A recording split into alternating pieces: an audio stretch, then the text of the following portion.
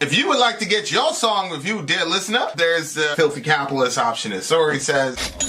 125 gets you straight to the head of the line. You don't have to be a part of the alliance. You don't have to be part of the group. Wait a minute. And the biggest thing is you don't have to wait. You hop, skip, and jump right in front of everybody. 125 gets you there. You do that 3 times and then get mashed down to the $75 rate for perpetuity. Yes! Also, there is a band review option. So if you've got a band and you're trying to get your band some exposure, hit me up at insori@gmail.com and I'll show you the details about how to pull that off. You can also jump on Patreon and there is a option on the tiers to be able to get your band reviewed. Yep. Obviously, we can't lie to you, so we can't guarantee a positive review. Get what you get. It's just rubbish. Rubbish. Rubbish. That's British for garbage. My favorite is a community option. $1 at the gate gets you in a Patreon. You get to join an alliance. The alliance joins their points together, and that helps determine what songs that we do. The alliances hang out on Discord. Message me on Patreon to get the link. And they do all kinds of other cool things. They do Minecraft, Dungeons and Dragons. Yeah. It's really a community within the community. Anybody can go on the village, facebook.com/VillageXchange. There's 160,000+ people on the channel. What's cool about the Discord is that it offers a real opportunity for community connection, friendship, that type of thing. And it's on Discord, so if you're not a Facebook person, it's for you. You start off at $1. Right. Plus you get exclusives. Sori and I are working on a song. So the first 15 seconds of that was on Patreon. Also, at $15 tier and above, when we actually debut the video, they're going to be there live with us. There you are, dear listener. Buy our merch.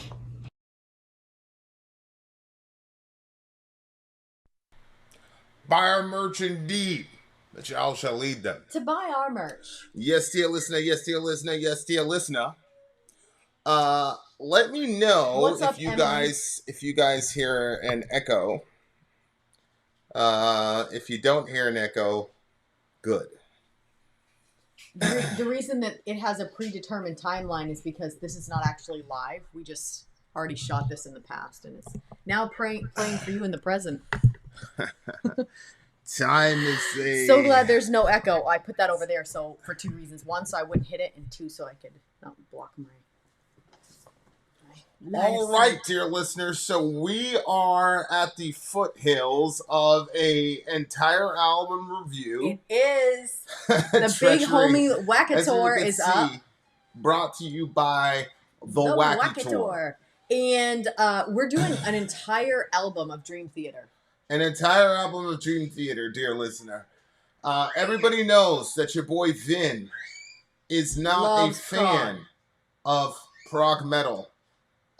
As a whole. However, that doesn't mean I can't be converted. So here we go. This is going to be Dream Theater, song number 1. Song number 1. Now, I did a little bit of research on this record, dear listener. It's from the 2000... It's weird. It's from the record When Dream and Day Unite, which I believe was released in 2004. But when Dream some and of Day these, like Unite. there's a demo version with like a bunch of tracks on it, but I believe that's the context of the historical context. This is a record When Dream and Day Unite. I'm assuming it's a concept album. I think. So we're gonna see. David Johanna says, "Oh, it's Dream Theater." Well, you never know. All right, but this is the big homie, the Wackator. The Wackator secured an 8-song stream in a pretty unorthodox fashion. He did. So I didn't even know this, but apparently there's a 150 tier on Patreon. No, there's a way that you can go in and you can like choose the tier you want to be on, and then it's going to ask you how much do you want to actually pay, and so then he switched it to be 150. Okay, and then so he did that to accumulate for 2 songs per month instead of 2 1. songs per month. Because if you're on the tier that gets you a song review, it's going to be 1 song for each month that you're there. So if you're there for 2 months, then you get 2 reviews. 3 months, you get 3 reviews. Well, he wanted to get an 8-song stream, obviously, because he had this album review coming up. So he decided to go in and buy 2 songs per month, so it would take only 4 months instead of 8 to get here. Gotcha. Okay, so Yuri knows what they're talking about. It's a 1989 album. The production was horrible, but the songs themselves are awesome. Okay, that makes sense. All right, well, let's do it. Song numero uno, Dream Theater. The name of this song is A Fortune in Lies. A Fortune in Lies. Dream Theater is a band. Vin and Sori is a channel. Let's do this. Song numero uno.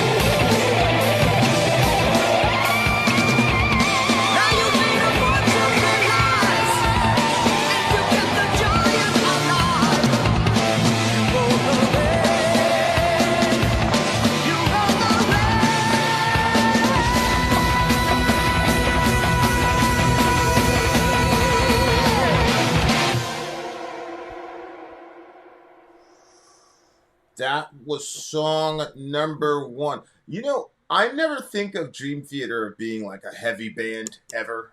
Yeah. You know, you always think of Dream Theater, you're like, oh, it's prog. You know, they're the gods of prog, whatever. If you're into prog, that's kind of the thing. And you're generally, I don't know, it seems like in prog, like being heavy isn't necessarily like the goal.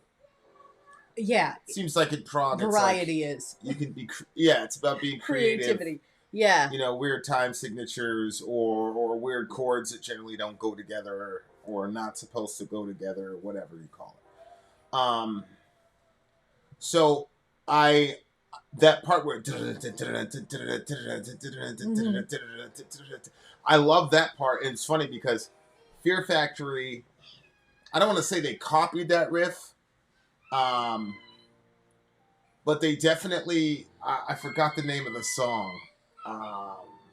Yeah, it's called Slave Labor. Slave Labor is the name of the song. Okay. And in the middle, in the breakdown part in the middle, it has that exact same progression. Oh, really? Yeah, but they emphasize the heaviness of that beat, and stayed with that riff for the, you know. Whereas with Dream Theater, that thing was kind of the basis for like a cool kind of soundscape that they did, like on adding things on top of that part. It was almost like the song was like that part would have been too simple to just go with the heavy part and just like go crazy for a couple counts. But you know, I mean, I'm more of like a caveman with my metal. You know what I'm saying? Like everybody knows, like I like the knuckle dragging shit. You know, Chug-a-lug. I like the Ben Webb. Shout out to Ben Webb. He used to say, "Oh, Vin with his chug-a-lug, Knuckle blah dragging. blah blah, knuckle dragging caveman shit." But I mean, do you generally? Like, I generally don't think about Dream Theater as that kind of a band. Like, I agree. Oh, they're heavy. Like, it's not what comes in my head. But that particular section, I'm like, damn. Thank you. Go ahead. Did you think that that they had like an Iron Maiden vocal style, sort of? Well, it was. I mean, I don't know. We've done a lot of Dream Theater. It sounded pretty. I mean, I think anybody. I mean. This record initially, I think, came out in 1984 or whatever. Mm-hmm.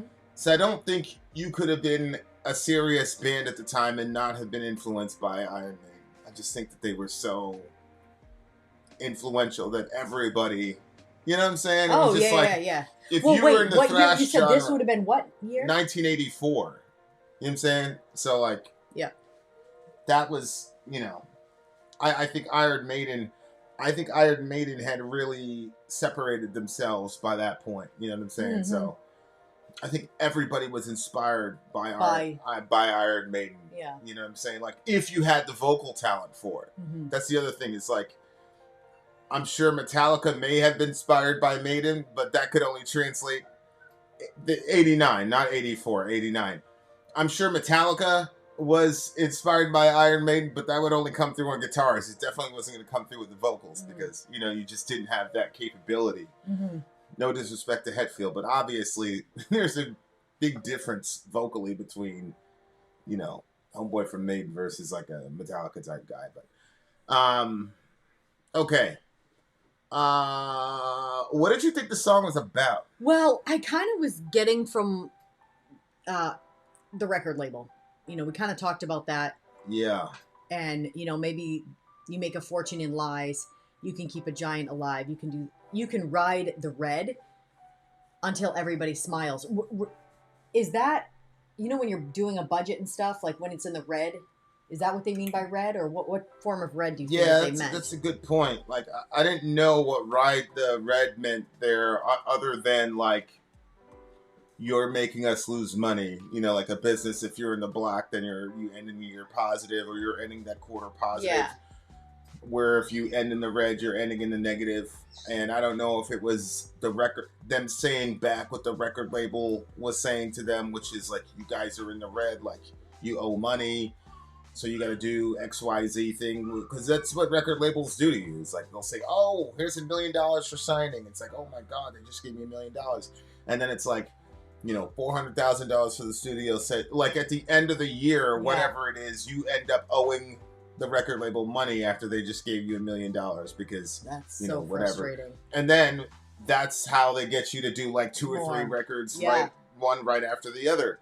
Is because like you're in debt to the record label. So it's now you weird got to because pump it's out kind of all like this music. You know how they have those like weird, well, not weird, but like those businesses that like women can do from home, like selling Scentsy or something like that. The multi-level like, marketing yeah, stuff.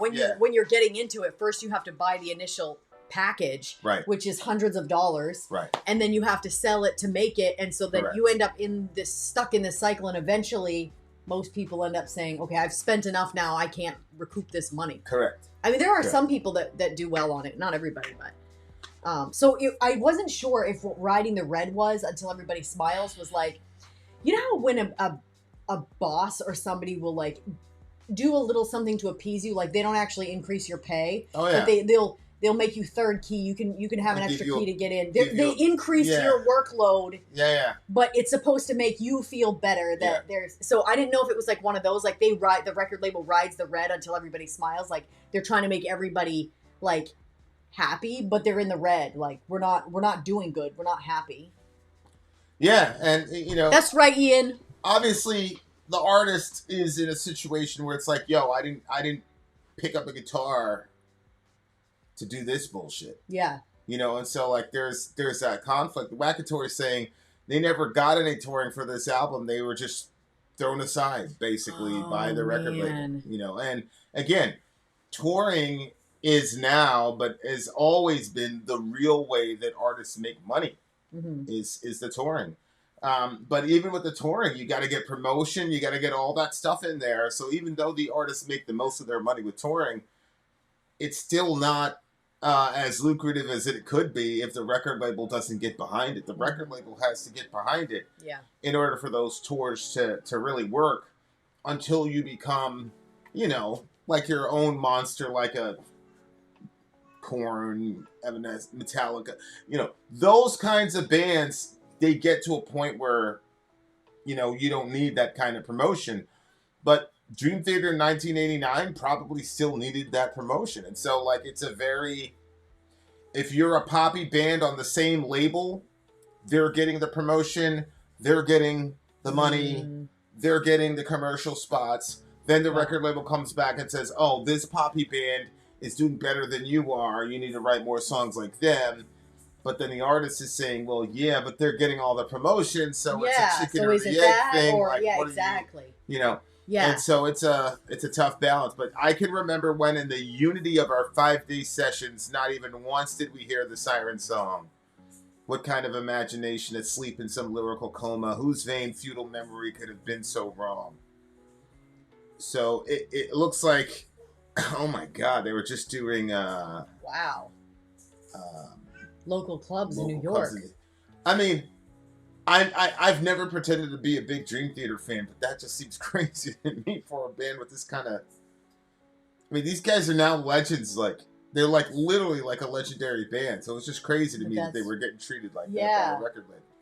Like that's insane. it really does change things. Like with the use of like YouTube and other things, so people can promote themselves, and depending on how much work you want to put into it, you can get yourself out there, and you're also going to learn whether or not you have the skills to do whatever you're doing, because people are either going to like it or they're not. Although YouTube can throttle you, that can be a little. Well, that's the thing, is that YouTube also has an influence on who they want promoted. Right. So we run into the same situation. Like it's a very, very interesting thing. But I mean, look, we have an amazing show and only 25 likes. Wait, 4 likes. That's 4 25 viewers. Get the likes up, people. You can make a fortune, but he's saying like you could make a fortune in lies. Like it's like we're being influenced to write a record that's not even true to who we are.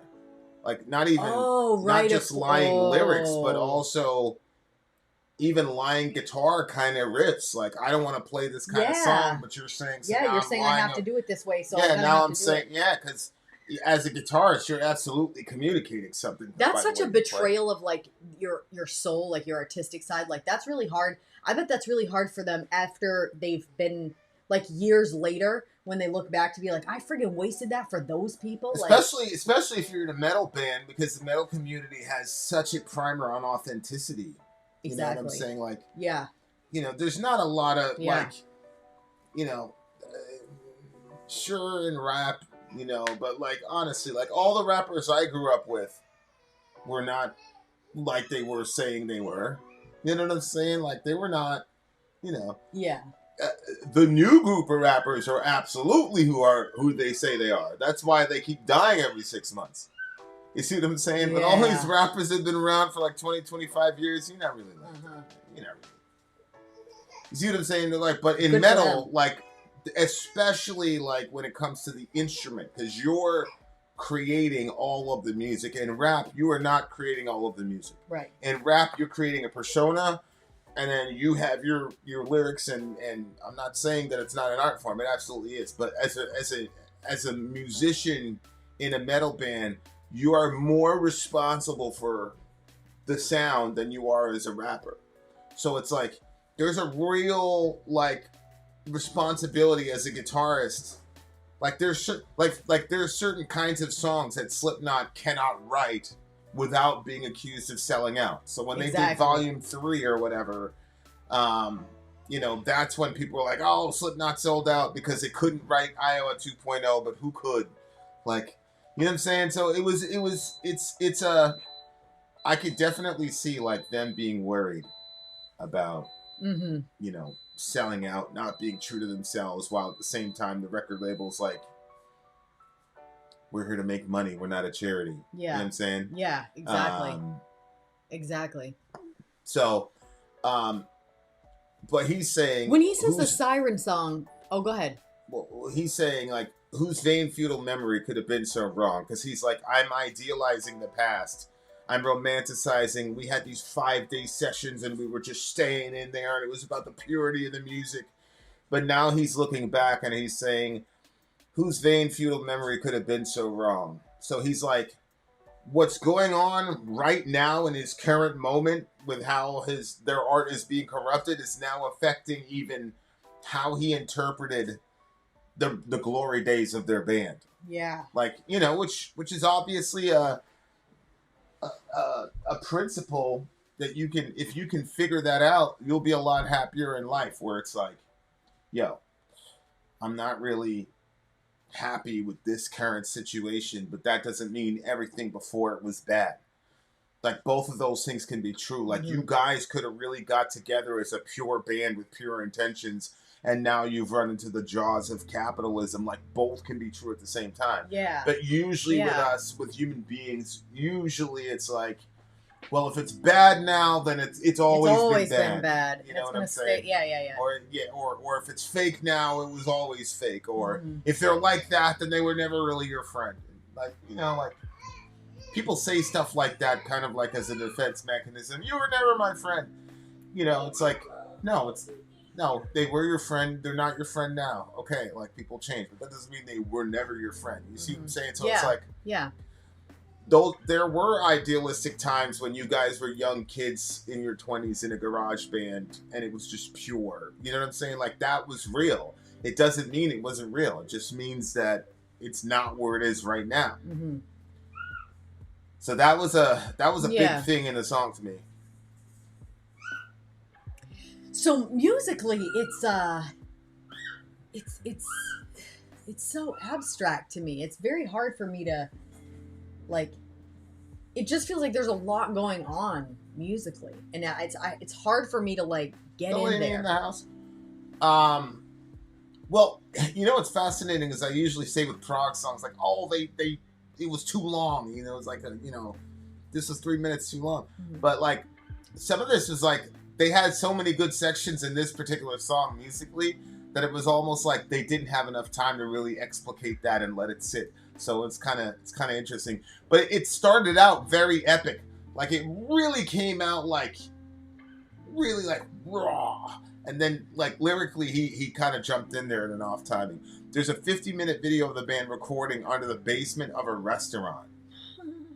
Yeah, like, that's what I mean. Like, you know, like that's they're pure musicians. Yeah. You know what I'm saying? Obviously, like, they're very educated in music and music theory, but they're obviously pure musicians who are playing for the love of the instrument and the love of the craft itself.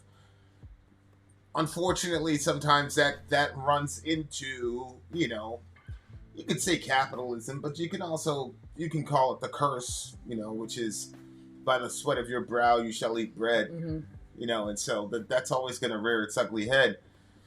You just have to kind of redefine what pure art actually means, you know what I'm saying, and balancing all that shit out. Yeah.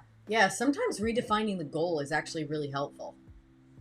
Yeah, because it's like, okay, maybe if you sold out for an album or two, and you get enough people till you get to the point where you are a Slipknot or a Korn or Metallica, and you can literally write any record you want.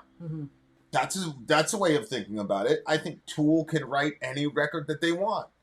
There's certain bands now that can write any record that they want because they're that kind of a band.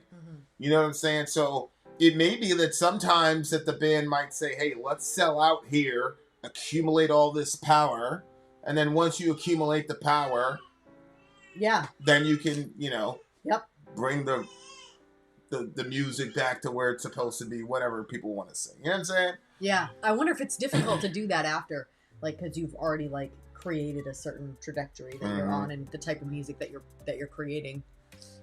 I don't know. Tool are one-dimensional. I am not totally against that assessment. I'm not totally against that assessment. I'll say it that way. I think if you've heard 3 Tool records, you've heard them all. But at the same time, a person could say that about Korn. A person could say if you've heard 5 Korn albums, you've heard them all. It's probably true. But you can say the same of Mariano Rivera. All you guys, sports guys, know that analogy. All right, what do you give this song? 7.2. 7.2? Are you kidding me? No, this is a solid 9. I'm not the prog guy, but I gave this a much more reasonable score, dear listener. So there's that. We'll be right back, you guys. We song shall return on the other side of the album. break. Song number 2, we're doing a Dream Theater album review. You can check it out or not. We shall be back on the other side of the break. Shout out to the DJ. Been out. Sori out. Gone.